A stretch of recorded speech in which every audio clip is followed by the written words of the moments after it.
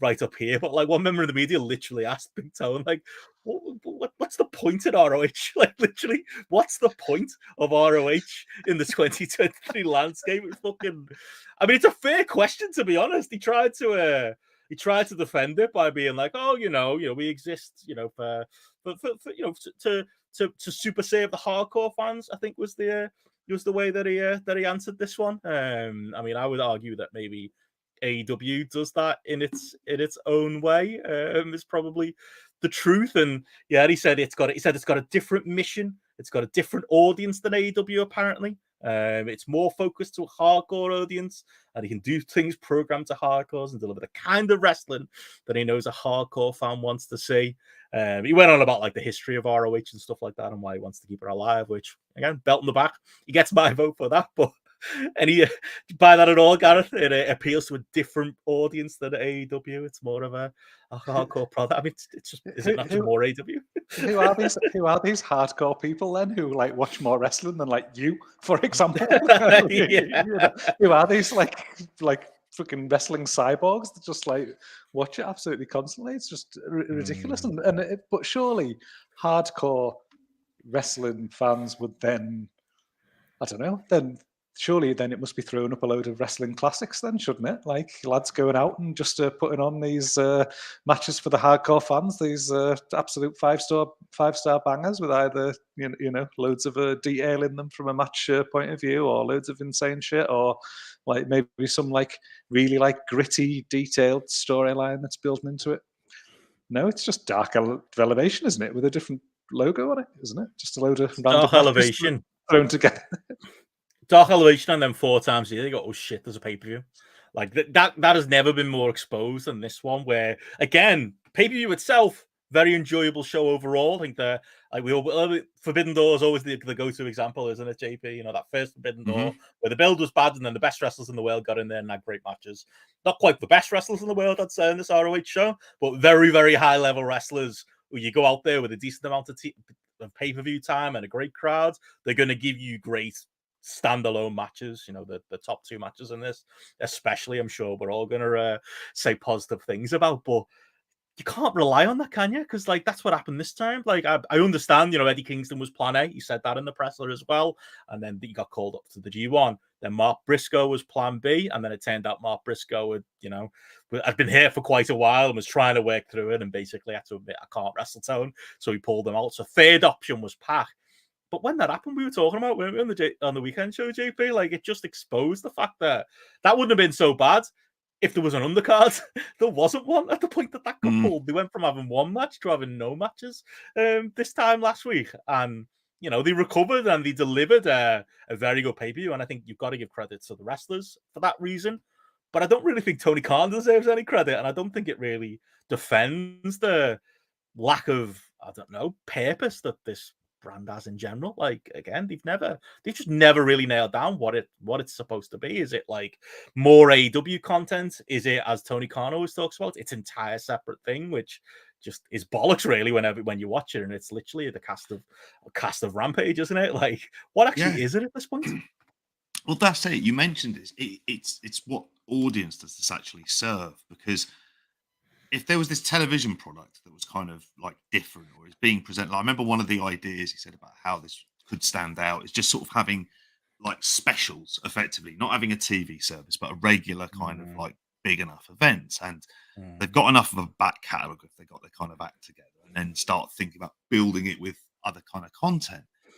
And instead, it just seems to be very similar to the Ring of Honor product before it went bust.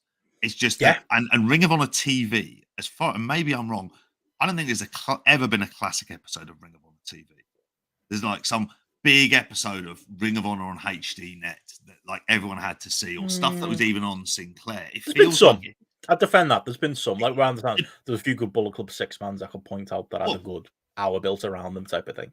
And this will have like good matches necessarily in a vacuum and stuff like that. But there's zero builds to this. And I don't know if he's been saying in terms of the metrics and how it's trending in comparison to other Ring of Honor pay-per-views as well. But this had zero build, and it has a TV that's just replaced Dark.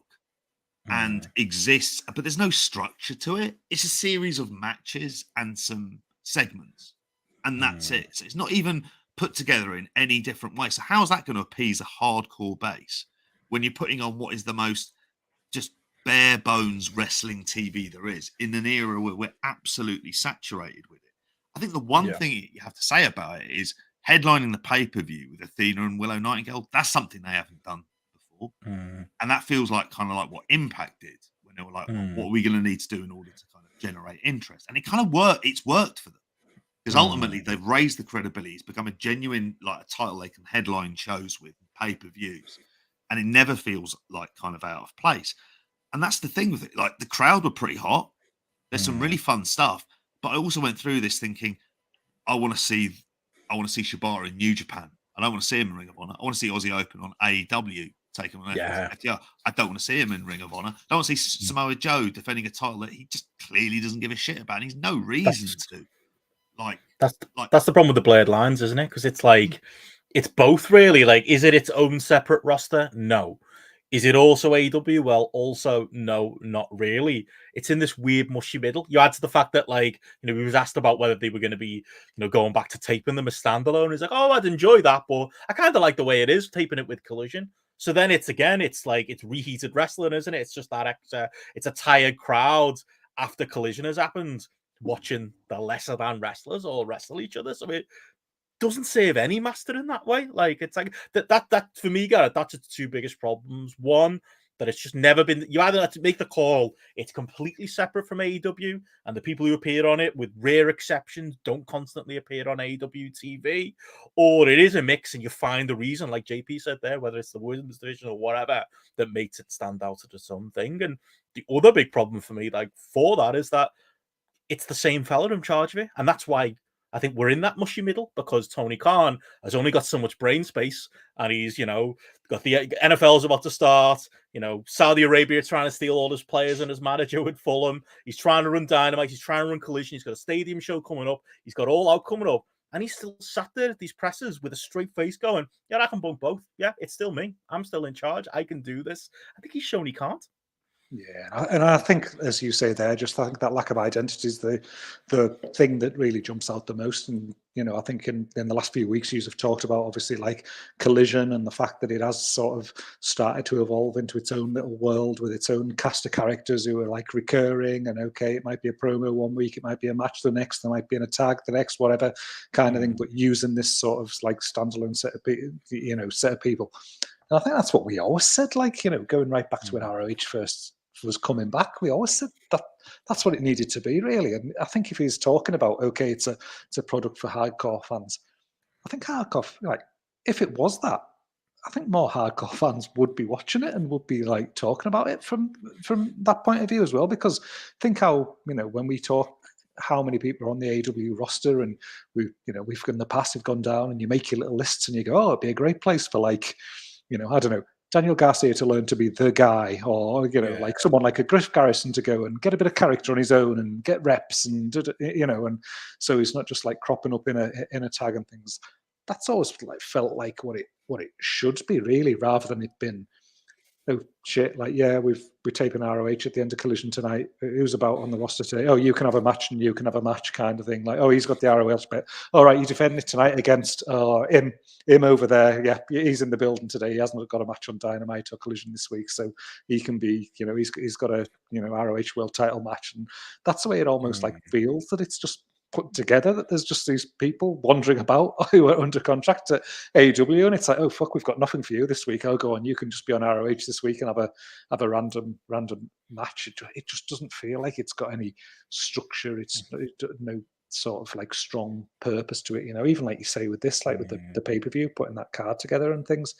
There's matches there that you just look at and it just feels exactly the same, and that's a pay-per-view, and some of them are title matches on a pay-per-view that just feel like it's just been thrown against the wall. I think we've seen with the best parts of Collision being that own entity, own little world, and that's what, for me, that's what ROH needs to be. That's what's gonna hook me into, potentially pay money to actually watch it, is if it actually feels like it's got a purpose and it's got a reason to exist, kind of thing. But because the person asking that question is right, like, it doesn't feel like it's got a purpose. Doesn't. What is the point of ROH? Well, it's like, I think, it's clearly a dirty word in the Turner offices, isn't it, JP? Like, there's no doubt about that. I think, if all things were equal, like, it would be an easy option to be like, okay, Rampage, we're not doing anything else with it. That's the ROH show now. I think that's probably the defense on the Tony Khan side. Like, because it's on Honor Club, you've got to sell subscriptions. Like, there's a barrier to entry to even watch this in the first place. I mean, on the flip side of that, there's also, people are paying you money, so you better fucking deliver them something that's quality. And I'd argue they're not doing that either. But I think because that happened, and for whatever reason, he couldn't talk Turner, he could talk him into a given Collision on Saturday nights, but for whatever reason, can't talk them into giving him anything for ROH. Because it's buried away in the streaming service, the thought process probably is, well, we need the guys to appear on AEW TV, because otherwise, why would anybody buy the streaming service? So it's a bit of a catch-22, isn't it? But, like, maybe you've just got to eat that. Maybe you have got to say Daniel Garcia's going away on excursion to this ROH product over here, and maybe you have to be creative about. Maybe there's a couple of people that you're allowed through the forbidden door, but it's not as, like Gareth says, lax it is. There's at least some rules and regulations, like one or two guys who maybe you do still see on AEW TV. Maybe people come in for guest spots, and that's how you promote that ROH is, is cool. Guess what? Claudio, who's normally on AEW, is actually going to be on ROH this week. Or guess what? Whether it's Vikingo or whoever is going to be on ROH TV this week. Maybe that would be a solution, because I think that's a big part of it. It's the fact that it hasn't got TV. That means Tony Khan's never really made a decision on what it actually even is in the ecosystem of things. Well, that's it. And, when we're talking about sort of like where it fits in, it's not like it's creating kind of like, I mean, it's not creating stars in a level that, that say like WWE, for example. One of the things they've done with NXT, it's kind of worked in some of the ratings, is by moving down a Seth Rollins for a week. Yeah. Has a match against a Carmelo Hayes or I think it was Bron Breakker. Credit where it's due. Dominic Mysterio popped the number last week, mate. Yeah. Yeah. Beat the Dynamite number in overall viewers that segment. Like, you can't argue with that. And that's good. And it's a great place for him to be as well. Just saying that. Just in terms of, you want him to develop on a week-to-week basis and actually have some matches, but he's kind of off the radar, but he's just completely the top fucking heel. That's a master stroke. But for this, it's like the quality of it is just really attritional, because you can't invest in really any big storylines or anything else. The one they would have had it's not really a storyline. If they'd had Mark Briscoe there, which is still the plan I think they should stick to, if with that, and just move away from Eddie Kingston, just get him onto AEW. But like with that, they just need that dividing lines, and it's just a justification for how much he spent on it. But he is ultimately, Tony Khan is the issue. Talk about like trying to brand it and other things like that. That requires him to leave the room, and actually have other people have this conversation and say, I need to hand this off. And it's not like he doesn't employ a fuck ton of people who were there when Ring of Honor was kind of like what made Ring of Honor work, and then think to themselves, like, create something. I mean, I know it's not like a like comparison.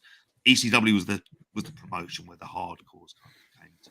How did they do that? Like, a combination of bringing in people and having kind of better matches than were on, WWF and WCW. But then they also had like good storylines, and that's a thing that this just misses, and it just sort of becomes anonymous wrestling. Just needs other voices in the room, and it does need other voices in the room, or a voice that's not Tony Khan, like you said. That's the biggest thing, because that's what I think. To talk to positive, I think that's what this main event felt like. It didn't feel very Tony Khan to be like, our main event was in the mud. And, Eddie Kingston wasn't there. Mark Briscoe wasn't there. Again, we can argue about whether Kingston should be there or not. He's probably too big a star to siphon off to ROH. There's other guys you could maybe have had in that role. But he was their guy. That fell apart. They didn't have a proper main event. So, or at least from a men's point of view for the world title. And I think we all I would just expected they'll just go, fuck it. We'll just put Pac and Claudio in the main event. And they're so good that they'll pull it off regardless. That was, like you said before, that little bit of thinking outside the box, putting Athena versus Willow Nightingale in the main event, because that was supposed to be the point. of AEW at the start, wasn't it? Like AEW was going to be like the promotion where, yes, the world title match, the men's world title match would often be the last match, but you might get the tag title match main events, as we've talked about Spotlight a little while ago. Still not happened that, you know, or the women's title might be able to, the women's world title might be able to main event on shows. That hasn't happened yet either, and probably is miles away from ever happening. I love that they did that here because, like, credit where it's due. For the pay-per-view I had very limited expectations for. I thought the big matches really delivered here, and chief among them was this. I think they went out there and they just, you know, knew the spotlight was on them, knew this was a hell of an opportunity. It wasn't even really built up that much as like this big deal that there's a women's match in the main event. They just went out there and did it and absolutely killed it. Like, you know, despite the, like I said before, the criticism we might give the booking, the criticism we might give Tony Khan, criticism of ROH's existence in the first place, you can't have a go at the wrestlers. And like I say, JP, the headline here is Athena and Willow Nightingale went out there and had, you know, one of the best matches of the week this week. Absolutely, they did. And it's not really a surprise to me. I mean, Athena's been really good in this match. It's like she's found herself. We are a world away from like Ember Moon. She's confident, but also I kept on thinking she should be on AEW because she just has that kind of driven loner shit kicker thing that really we've not seen. I think Serena Deeb might be the closest kind of comparison to that kind of character that they've had in the women's division. Totally. Like a bit of a bully, and she'd be great in there as well. And Willow Nightingale, they've just like kind of found her. And it's really strange because that New Japan beating Mercedes Moné has done stuff, even as weird as like the events of it coming around and it got coming from an audible from her. Yeah. And she's just progressed in every single way. And it doesn't feel like we've seen with a lot of like false dawns in and around like the AEW's women's division, because that's really what this is, that she can actually like live up to it. She's got better in the ring as well. You can't like kind of, you know, the level of crowd connection and charisma, they've just like fans have gravitated to her. Load of signs for it. It wasn't a big crowd. I mean, it was not much over 2,000 people, and they're being a bit guarded around the numbers, which always makes me kind of wonder how many comps for this one on here as well. But like, she needs polish, but you can't teach charisma, and she got it in fucking spades. Absolutely like likability. I was just shocked she didn't win. But the match was good enough that it was like that wasn't going to necessarily matter to the crowd as well. And it is one of the few storylines they've apparently been telling on Ring of Honor television. Yeah, they should have made a much bigger deal of it, really. That's why it deserved the name, wasn't it? Were you a fan of this one, Gareth?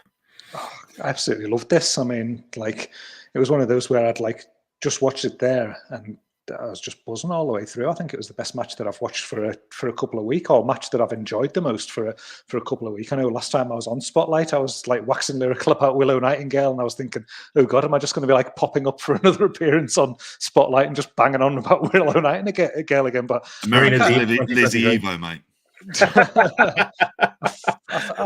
I think I am though. This pair, like they've just got such great chemistry, haven't they? Like they had that match in the Owen Hart semi-final like a couple of weeks ago, and it was only a 10-minute match, but it was really good. Like it was like they did so much of that 10 minutes and just worked so well together that when I saw that this was the main, I was like proper excited to watch it because I still had that one like fresh in my mind. And like, as you know, totally echo your thoughts there about like Athena, the development that she's had, and like I think having this run where she's like been sort of injury free as well and been able to just like wrestle loads and things, whereas obviously injury is something that had like hampered her quite a bit in the past. She looks fucking great. Like, you know, I honestly don't think I've enjoyed watching any wrestler more than Willow Nightingale this year. Every time I watch her, she's just that natural charisma, that connection, that ring work has improved so much. Like, and putting in like a match like this where, you know, this was like fast. This was, you know, there was room. There was